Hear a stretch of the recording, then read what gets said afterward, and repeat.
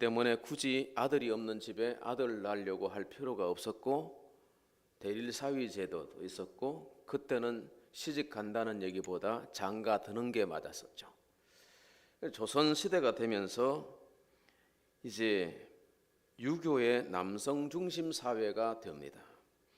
딸은 출가 외인이고 시집 가서 그 집에 아들을 낳지 못하면 이제 죄가 되는 거예요. 여성 순환 시대가 500년 이상 지속되고 그 잔재가 지금까지 어쩌면 최근까지 우리 여성들의 현안이 되었습니다. 또 족보는 위계 질서를 확립하기 위해서 족보를 찾고 족보를 이렇게 만드는데, 그래야 제사를 어디까지 지내고 어디에 있는 선조의 묘소는 몇 대 무슨 학렬까지 모신다, 이런 의무를 우리가 발견할 수 있는 것입니다. 그런데 이런 제례 문화와 허례 허식 풍토가 이 사회를 경직시켜 왔습니다. 여성 순환 시대가 되었고, 그런데 이 그리스도의 복음이 구한 말에 1885년도에 복음이 전례가 되면서 알게 된 거예요. 이름이 없는 여성들이 이름을 찾게 되었습니다. 그리고 본관 성씨가 중요한 게 아니라, 양반 쌍놈이 따로 있는 게 아니라, 아무리 고결하고 혈통이 대단한 집안이라도 죄의 본성은 우리가 어찌할 수 없는 거예요. 근데 복음을 통해서 우리가 밝은 세상이 왔고, 차별이 없는 세상, 평등 세상으로 가고, 지금은 어쩌면 여성들의 상위 시대처럼 이렇게 되어 있는 것입니다. 저는 집안의 종손이지만 지금까지 족보를 본 적이 없어요. 저희 아버지가 젊었을 때부터 교회를 나가시면서 제사에, 역시 종손이지만 제사에 참석을 안 한다고 곤욕을 많이 치렀습니다. 그래서 아마 족보에 파버렸거나 때때로 돈을 거두어서 족보를 편찬하잖아요. 그때 참여를 안 했기 때문에 제 이름이 족보에 있는지 없는지 모르고, 확실한 것은 제 아들 때는 한 번도 조사한 적도 없고 조사에 자료를 보낸 적이 없기 때문에 우리 아이들은 족보에 빠졌습니다. 그래도 여러분, 저는 상관이 없어요. 왜냐하니까 우리 믿는 자의 족보는 땅에 있지 않고 하늘에 있는 줄 믿습니다. 오늘 본문 말씀에 정말 이질적인 족보를 우리가 하나 발견할 수 있는데, 19절 말씀을 보면 아브라함의 아들 이삭의 족보라 이래 되어 있습니다. 족보치고 너무 간단한 족보예요. 아버지의 이름과 아들의 이름을 적고, 이게 족보라는 거예요. 무슨 본관이니 학렬이니 이런 거 없어요. 근데 이 족보의 특징이 몇 가지가 있는데, 첫째는 약속과 성취가 이 속에 새겨져 있는 거죠. 다시, 약속과 성취가 족보에 새겨져 있다. 19절 말씀 보시면 아브라함의 아들 이삭의 족보라. 아브라함이 이삭을 낳았고, 여러분, 우리가 무심코 지나가면 그런가 보다 하지만, 가만히 우리가 행간해서 생각해 보면 아브라함이 아들을 낳는다, 이게 불가능한 것입니다. 아브라함이 아들을 100살에 낳았다, 불가능한 거예요. 그런데 하나님이 약속하셨고, 약속하신 것을 하나님이 이루셨다. 하나님이 신실하시다는 것을 이 족보는 우리에게 말해주고 있는 것입니다. 아브라함이 하나님 말씀을 쫓아서 갈대아 우르에서 가나안 땅까지 멀리 여행을 왔습니다. 내가 이 땅을 너와 네 자손에게 주리라, 네 자손들 복되게 하겠다, 이렇게 하나님이 약속하셨는데, 그때 나이가 75세예요. 그런데 아들을 주신다고 10년을 기다리는데 안 주셔요. 그래서 86세가 되었을 때 사라가 더 늦기 전에 그래도 아들을 낳아야지. 시바지 아들을 낳았어요. 하가를 통해서 아들은 이스마엘을 낳았어요. 실수한 거예요, 이거. 왜? 약속을 믿지 못한 거예요. 그러다가 99세 때, 사라의 나이 89세 때 천사가 왔는데 천사를 영접해서 대접을 했더니 천사가 말하기를 내년 이맘때에 네 아내에게 아들이 있으리라 그러는 거예요. 그래서 사라가 장막 뒤에서 이 말을 듣고 아이고 이 나이에 무슨 아들을 보겠소 그러면서 실소를 금치 못했습니다. 그랬더니 천사가 말하기를 왜 웃었냐, 왜 하나님의 약속을 믿지 못하냐 그러시더니 창세기 18장 말씀에 보면 하나님이 이렇게 말씀합니다. 여호와께, 창세기 18장 14절 말씀이죠. 여호와께 능하지 못한 일이 있겠냐? 여호와께 능치 못한 일이 있겠느냐 말씀하셨습니다. 그러면서 여전히 약속은 유효하다고 말씀하시는 거예요. 그렇게 해서 믿음이 식을 때만 되면 하나님이 말씀을 주셔요. 그리하여 여러분 창세기 21장 1절을 주목해 보시죠.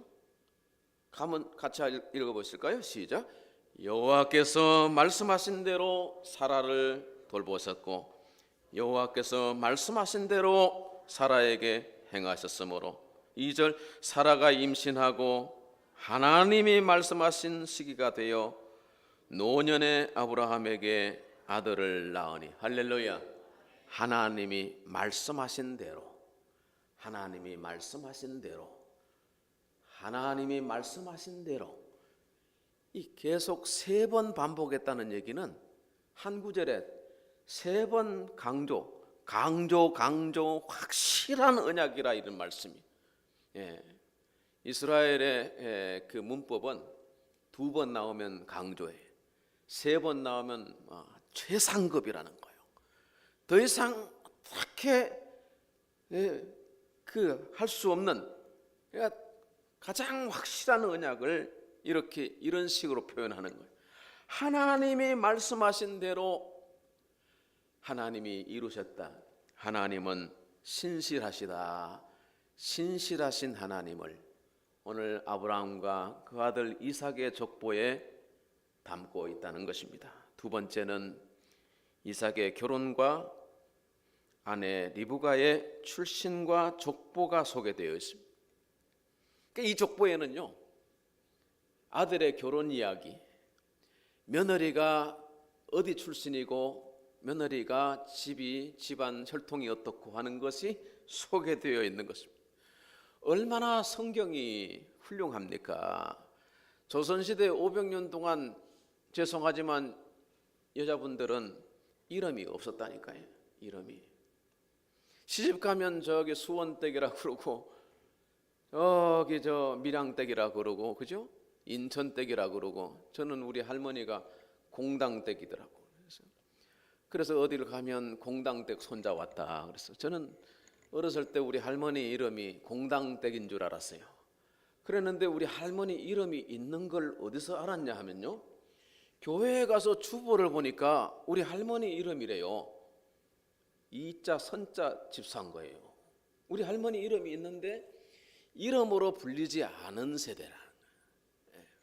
그런데 복음이 와서 우리가 이름을 알게 되고 하나님의 말씀을 깨우쳐서 우리가 땅에 속한 자가 아니라 하늘에 속한 자가 되었다. 할렐루야. 얼마나 영광스러운지 몰라요. 그런데 족보에 여자 이름이 없었다니. 그런데 성경은 족보에 여자 이름이 나오는 거예요. 창세기 마태복음 1장에도 보면 5 여인의 이름이 나오거든요. 그런데 정말 자랑스러운 여자들의 이름이 아니거든요. 라헬, 룻, 우리아의 아내 이런 그렇죠?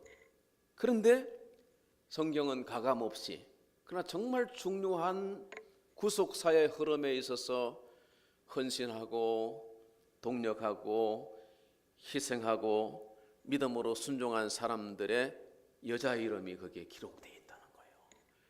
그래서 성경은 얼마나 소자들을 소중히 세워주고 약한 자를 보듬어주고 여인들과 과부들과 가난한 자들과 나그네 된 자들을 얼마나 귀하게 세워준지 서준지 모른다. 그러므로 복음은 최고의 그런 가치를 우리에게 발견해 주는, 눈을 뜨게 해주는 하나님의 말씀이 된 것입니다. 그러니까 이삭의 결혼과 리브가의 출신을 소개하고 있는데, 오늘 20절 주목해 보시면 이삭이 40세에 결혼을 했다는 거예요. 리브가는 어떤 사람이냐? 저 멀리 바단 아람의 아람 족속 중에 부두엘의 딸이요. 그러니까 이삭이 만약에 이 족보를 기록했다면 장인 이름을 여기다가 소개한 거예요. 그 다음에 또 아람 족속 중 라반의 누이였다. 이 무슨 말입니까? 처남 이름을 기록한 거예요. 처남 이름을. 족보에 처남 이름 기록한 거 보았습니까? 얼마나 색다른 족보인지 몰라요. 여러분, 아마 세상에 어디에도 이런 족보는 없을 거예요. 여기에 중요한 정신이 담겨 있는 것을 우리가 알아야 합니다. 아버지에서 아들로 이어지는 가장 중요한 변화의 요인은 결혼입니다. 집안의 흐름을 바꿔놓는 것이 결혼이에요. 집안이 어떠냐, 문벌이 어떠냐, 직장이 있냐, 월급이 얼마냐, 지참금을 가져왔냐, 얼마짜리 아파트냐, 몇 평이냐, 무슨 고급 성용차를 가지고 있냐, 이게 중요한 게 아니라는 거. 가정에 있어서는, 가정에서 가장 중요한 것은 믿음이 뭐라고요? 믿음이라는 거예요. 그러니까 결혼을 잘해야 되는 거예요. 그 결혼이 믿음의 결혼이 되어야 되는 거예요. 여기에 사랑하는 부모님 여러분, 여러분의 손자 손녀들이 결혼할 때는 꼭 믿음의 결혼을 시킬 수 있게 되기를 바랍니다. 이삭은 이방 결혼을 하지 않았어요. 나이가 40세까지 꽉 찼어요. 그러나 가나안 땅에서 아내를 구하지 않고 지금 나이 40이 돼가지고 저 바단 아람 어머니의 외가 그 집안에 가서 아내를 데려왔다 이 말입니다. 사라는 127세 앞에서 별세를 했습니다. 그러니까 이삭의 나이가 얼마예요? 37살에 어머니가 돌아가신 거예요. 그러자 이제 아브라함이 걱정이 많아졌어요. 집에 여자가 없으면요, 아들 결혼시키기 힘든다 그러더라고요. 우리 노회 장로님 한 분이 아들 둘인가 셋을 낳았는데 큰아들은 부인이 있을 때 장가를 보냈대요. 고생을 많이 서울에 올라와서 벽돌 찍으면서 고생을 많이 해서 그래도 애들 다 공부 잘 시키고 그랬는데 큰아들 결혼시키고 암이 걸려서 아내가 돌아가시고 나니까 가장 큰 문제는 뭐냐 하면 아들들 결혼시키는 것이 이게 쉽지 않는 거예요. 지금 아들들이 50 넘었는데 아직 장가를 못 갔다고, 목사님 우리 아들들 장가 보내도록 기도해 주시라고 지금도 그렇게 소원하고 기도하고 있습니다. 여러분이 어머니가 계실 때도 아직 혼사를 정하지 못했어. 얼마든지 그 건동에 결혼할 수 있는 여자들이 많았을 겁니다. 그러나 믿음의 결혼을 위해서 하나님의 때를 기다렸던 거겠죠. 그래서 아브라함이 엘리에셀 종을 불러서 바단 아람에 가서 거기서 교수를 찾아오너라 특별 명령을 내리게 되었습니다. 그리해서 바단 아람에 갔는데 거기에서 리브가를 만났다는 얘기예요. 리브가를. 그러니까 우리가 우리의 자녀들과 우리의 집안의 큰 변화의 요인은 바로 이 결혼이라는 거예요. 불신 결혼을 하지 말고 믿음의 결혼을 할 수 있도록 우리 부모들은 기도하고 하나님의 때를 기다리고 은혜를 공급할 수 있게 되기를 바랍니다. 그래서 오늘 족보 이야기에서 굉장히 중요한 것, 그래서 멀리 가서 믿음의 자녀를 이렇게 만나게 되고 결혼을 이루게 되었다. 이것이 족보에 새겨져 있습니다. 세 번째는 더 특이한 건데요, 이 부부의 결혼 생활에 있어서 기도 생활을 우리에게 단면을 보여주고 있습니다. 21절 말씀 보세요. 이삭이 그의 아내가 임신하지 못하므로 그를 위하여 여호와께 간구하매. 여러분, 가정생활에는 문제가 있게 마련이죠. 가정생활뿐만 아니라 우리의 개인의 생활 속에서도 항상 문제가 있습니다. 문제 중에 문제는 뭡니까? 부족함의 문제. 예수님 포도주가 떨어졌습니다. 그렇죠? 물질이 떨어지고 또 건강에 부족함이 생길 수도 있잖아요.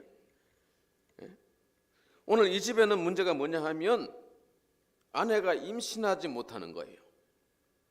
하나님의 약속을 이어가야 할 집인데 자식이 없다는 거예요. 아브라함도 아버지도 그랬고 이 아들도 그랬고 이 집에는 손이 귀한 것 같아요. 자, 그런데 이 문제를 어떻게 해결하는가를 보시면 임신하지 못함으로 그를 위하여 여호와께 간구하매. 이 간구하매라고 하는 기도했다는 얘기예요. 이 문제를 하나님께 내놓고 기도했다는 것입니다. 여러분, 문제가 있을 때 기도할 수 있게 되기를 바랍니다. 문제 있을 때만 기도하지 마시고 항상 쉬지 말고 기도할 수 있기를 바랍니다. 특별히 가정의 가장이 기도해야 합니다. 문제를 푸는 힘이 기도에 있습니다. 자식들이 이렇게 뭔가 이렇게 부족함의 문제가 생기고 뭔가 어려움이 생기면 책임이 누구에게겠습니까? 여자에게겠습니까? 죄송하면 집안의 가장에게 있는 것입니다. 머리 된 자가 하나님께 나가서 기도해야 됩니다.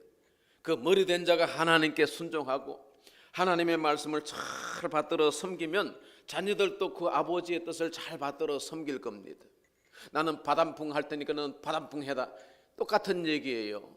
여러분, 윗물이 맑아야 아랫물이 좋아지는 거예요. 자식들이 이제 나이가 들면 아버지가 어떻게 하는가 사는가를 보시는 거예요. 보는 거예요.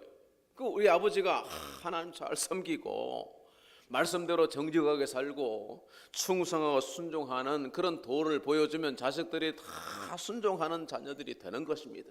또 문제가 생겼을 때 이 문제를 가지고 어디를 가겠어요? 무엇을 우리가 구하겠어요? 하나님의 은혜가 필요할 때인 것입니다. 하나님이 그 간구를 들으셨으므로 할렐루야, 여러분의 기도를 하나님이 다 들어주실 줄로 믿습니다.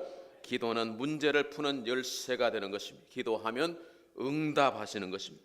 기도하면 하나님의 뜻을 알게 됩니다. 기도하면 시행착오를 줄이게 됩니다. 기도하면 내 뜻대로 살지 않게 되는 것입니다. 기도하면 하나님의 일하시는 방법을 알게 되는 것입니다. 항상 기도할 수 있게 되기를 바랍니다. 자, 그런데 리브가에게도 문제가 생겨요. 하나님의 은혜로 임신은 했는데 쌍둥이를 가진 거예요. 근데 이 아들들이 뱃속에서 서로 싸운다 그래요. 22절에 뱃속에서 서로 싸우는지라 그가 이르되 이럴 경우에는 내가 어찌할꼬. 여러분, 우리가 살면서 어찌할꼬? 이 건강에 문제가 생겼는데 어찌할꼬? 우리 자녀의 혼사 문제는 어찌할꼬? 우리가 어찌할 수 없는 문제들이 생기는 거예요. 그럴 때 하나님께 물었다. 이게 리브가의 기도라는 거예요. 가정이 시끄러울 때 엄마가 기도해야 됩니다. 자식의 행복을 위해서 어머니의 기도가 중요합니다. 역대상 4장에 보니까 유다지파 야베스는 귀중한 자라 어머니가 이름하여 야베스라 하였으니 야베스의 이름의 뜻은 수고로이 낳았다 함이라. 여러분, 자식을 수고롭게 낳지 않는 부모가, 엄마가 어디 있겠습니까? 그런데 이 아들을 낳을 때는 야베스 엄마가 여러 가지 어려운 고난이 있었던 모양이라. 그런데 이 엄마가 기도했다는 거예요. 그랬더니 하나님께서 야베스에게 은혜를 주신 거예요. 그 태에 있는 그 야베스에게 복을 주시는 거예요. 그래서 야베스가 태어나서 다른 형제보다 귀중한 복된 자녀가 되었다는, 그리고 무엇보다도 이 야베스는 하나님께 기도하는 사람이 되었어요. 어머니가 뱃속에서부터 기도하는 것, 어머니가 간절히 하나님을 찾는 것을 이 뱃속에서 태아 교육이 된 것 같아요. 그래서 이 야베스는 평생에 기도하는 사람이 되었는데, 야베스의 기도, 역대상 4장 10절 말씀 보면 야베스가 하나님께 아뢰어 환난을 벗으나 근심이 없게 하옵시고 내게 복의 복을 더하소서. 기도했더니 하나님이 그 구하는 것을 들으셨더라. 할렐루야. 본인이 기도하니까 하나님이 놀라운 은혜를 더해 주셨다는 것, 어머니의 기도에 영향을 받은 거예요. 어거스틴의 어머니 모니카는 아들이 방탕과 이단에 빠져 있을 때에 통탄히 여기면서 매일 성전에 가서 기도했습니다. 어느 날 암브로시오스 감독이 이 여인에게 말해줍니다. 기도하는 어머니의 자식은 망하지 않습니다. 그 말씀대로 어거스틴이 어머니의 기도를 말미암아 회개합니다. 하나님의 말씀을 듣고 로마서 13장 말씀에 밤이 깊고 낮이 가까웠으니 이 어둠의 일을 벗고 빛의 갑옷을 입자. 낮에와 같이 단정히 행하고 방탕과 술 취하지 말, 음란과 호색하지 마, 여호와 그리스도로 옷 입으라. 이 말씀을 붙들고 이 어거스틴이 회개한다니까. 온전히 돌이켜서 그 탕자가요 성자가 되고 초대교회 4세기에 가장 위대한, 지금까지도 정말 독보적인 그런 신학자가 되어진 것입니다. 성경 말씀합니다. 태에서 난 자식을 어찌 잊겠느냐. 나는 너를 내 손바닥에 새겼다 말씀하시고 항상 내 이름이 내 성벽이 내게 성벽이 되었다고 말씀하고 있습니다. 자식들은 우리 부모에게 항상 성벽처럼 절대 잊을 수 없는 귀한 생명들입니다. 태로 말미암아 낳았지만은 믿음으로 낳아야 합니다.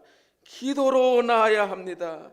그럴 때 자식들의 삶을 하나님이 주관해 주시는 것입니다. 리브가가 뱃속에 싸우는 두 아들을 위해서 기도했을 때 하나님 놀라운 비밀을 알려주시는데 23절 말씀입니다. 하나님 말씀하시기를 두 국민이 네 태중에 있구나. 두 민족이 네 복정에 붙어 나누이리라. 이 족속이 저 족속보다 강하겠고 큰 자가 어린 자를 섬기리라. 여러분, 하나님의 선택은 출생 순서가 아니었다는 거예요. 큰 자는 에서를 말하고 어린 자는 야곱을 말하는데 하나님의 구속사를 이루어 가시는 뜻을 위해서 하나님이 야곱을 선택하신 겁니다. 그렇다고 해서 에서를 어디다 갖다 내버린 게 아니에요.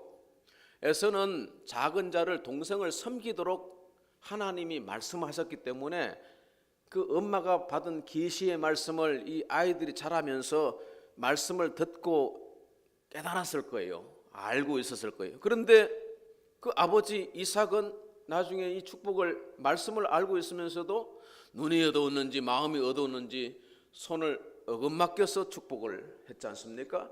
하나님의 말씀대로 순종하지 못한 단면이었다는 거예요. 여러분, 야곱과 에서의 민족이 지금까지 수천 년 동안 이 땅에서 갈라져서 싸우고 다투고 전쟁하고 있습니다. 그러면 여러분, 이스라엘, 즉 야곱의 후손 이스라엘은 선하고 아랍은 악한 건가요? 그렇지 않는 것입니다. 합력하여 선이 되게 만드신 거예요.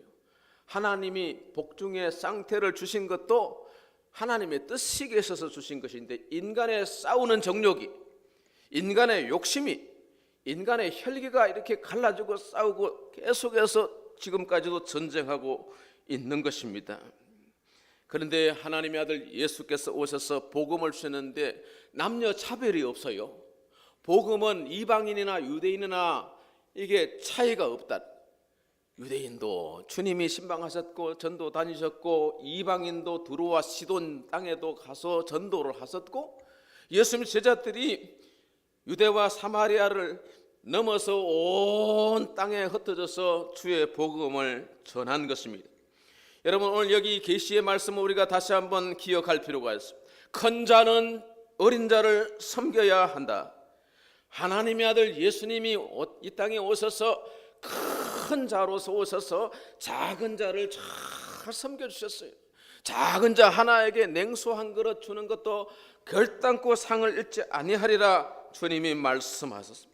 마가복음 10장 42절 말씀하기를, 예수께서 불러다가 이르시되 이방인의 집권자들이 임의로 주관하여 그 고관들이 그들에게 권세를 부리는 줄을 너희가 알거니와 너희는 그렇지 않을지니 너희 중에 누구든지 크고자 하는 자는 너희를 섬기는 자가 되고, 누구든지 어뜸되고자 하는 자는 모든 사람의 종이 되어야 하리라. 큰 자가 작은 자를 섬겨야 되는 이 원리를, 천국의 원리를 주께서 말씀해 주신 거예요. 10장 45절 말씀 같이 한번 다 같이 봉독하겠습니다. 인자가 온 것은 섬김을 받으려 함이 아니라 도리어 섬기려 하고 모든 자기 목숨을 많은 사람의 대속물로 주려 합니다. 45절인데요. 45절 찾지를 못했습니다. 인자가 온 것은 섬김을 받으려 함이 아니라 섬기려 하고 모든 사람을 대속물로 자기를 주려 함이라. 주님께서 그렇게 말씀하셨고, 그렇게 섬김의 삶을 사서 섬김의 정신을 말씀하셨고, 그렇게 섬김의 삶을 사셨던 것이 예수님의 삶이었다는 것입니다. 그리하여 우리가 하늘에 속한 자가 될 수 있었고, 부활과 영생에 참여하는 하나님의 자녀가 될 수 있었던 것입니다. 그러므로 저와 여러분, 그리스도의 섬김과 사랑을 실천하는 자리에 우리가 항상 있게 되기를 바랍니다. 우리의 행함이 하늘의 생명책에 기록되고 주님 다시 오시는 날에 칭찬과 상급과 영광이 저와 여러분 모두에게 있기를 축원합니다. 기도하겠습니다. 하나님 아버지, 감사드립니다. 아브라함과 이삭의 족보를 통해서 하나님이 우리를 얼마나 사랑하시고 우리를 위한 놀라운 구속의 계획을 이루어 주신 것을, 그 신실하신 하나님을 우리의 마음으로 깨닫게 해주심을 감사드립니다. 세상은 주관자들과 집권자들이 임의로 주관하고 또 자기 마음대로 행하는 그런 모습들을 보여주지만, 예수님은 철저하게 하나님의 뜻을 이루기 위해서 기도하면서 하나님을 섬겨 나오셨습니다. 그리고 하나님이 보내신 생명들, 자기에게 주어진 영혼들 끝까지 사랑하시면서 복음을 전하시는 큰 자의, 장자의 모습을 우리에게 보여주셨습니다. 우리가 주님께 속해서 주께서 하시는 일들을 이 시대에도 우리가 감당하게 하여 주시옵시고, 우리에게 성령의 충만함, 은혜로 함께 하소서. 잘 섬기면서 작은 자를, 어린 자를 세워가는, 이끌어갈 수 있는 귀한 앞선자요 또 목자들이 되게 하여 주시옵소서. 예수님의 이름으로 기도하옵나이다. 아멘. 327장 찬송하겠습니다.